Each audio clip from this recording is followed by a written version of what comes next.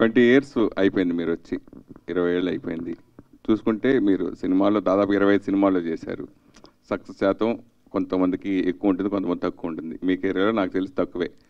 So అలాగే side business కూడా పెట్టుకోవడం జరిగింది. పబ్లు కానీ సైడ్ బిజినెస్ కూడా ఇలా అన్ని రంగాలకి బుల్లితెర చేయడం జరిగింది, ఓటీటీలు, ఇలా అన్ని రంగాల్లో. సో 20 ఏళ్ళ కెరీర్ని వెనక్కి చూసుకుంటే మీకు ఏమనిపిస్తుంది? చాలా తెలుసుకున్నానండి. First 17 years of my life, అంటే 0 to 17, ఇందాక అన్నట్టుగా ఇంకేదో ఉంది కానీ అదేంటో మనకు తెలియదు, సర్లే చూద్దాం, పెరిగాక ఆలోచిద్దాం, ఎందుకంటే అడిగే ఎక్స్పీరియన్స్ కూడా మనకు లేదని ఫస్ట్ 17 years ఏదో దాటేశాను. అంటే తెలుసుకుంటూ నా కాన్షియస్నెస్ కూడా నేను పెరుగుతూ 17 yearsకి యాక్టర్ అయ్యా. నెక్స్ట్ 34, అంటే 17 + 17, సెకండ్ 17లో 34 years, అంటే మన లాక్డౌన్ వరకు ఎస్ ఐ నో ఎవ్రీథింగ్, నాకు తెలుసు అని బయలుదేరా. రోజు పొద్దున్నే లేచి మన దగ్గర ఏదో లేదు అది ఎత్తుక్కుంటూ బయలుదేరాలి అంటే. ప్లస్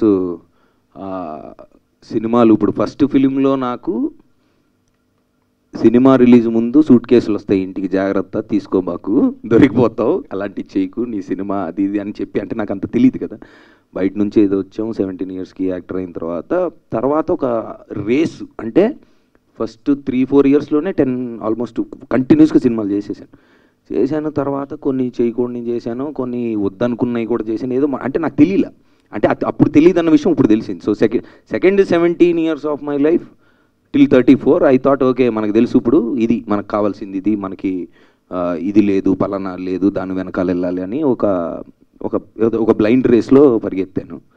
తర్వాత లాక్డౌన్లో లాక్ ఓపెన్ అయింది. లైట్గా లాక్ ఓపెన్ అయ్యి ఓహో బాబాయ్ మనకేం తెలియదు, మన గురించి మనం తెలుసుకోవాలని 34th yearకి అనిపించింది. అప్పుడు నేను ఆ విషయం నాకు గుర్తుండాలని 2.0 అని పెట్టుకున్నా, 2.2 అని. సో మీ క్వశ్చన్కి ఆన్సర్ ఏంటంటే, ఈ లాస్ట్ 20 years ఆఫ్ మై కెరీర్లో అది ప్రాక్టీస్ రన్ అని నేను ఫీల్ అవుతున్నా ఈరోజు. పర్సనల్గా నేను ఆల్రెడీ ఆ పాయింట్ దాటి ఓకే మనకేం తెలీదు, మన గురించి మనం తెలుసుకోవాలనే జర్నీ పర్సనల్గా నేను స్టార్ట్ అయింది. అది నా పర్సనల్ జర్నీ. ఇక సినిమాల వరకు వస్తే definitely love Mouli will be the beginning of my 2.0 career అని నేను ఫీల్ అవుతున్నాను.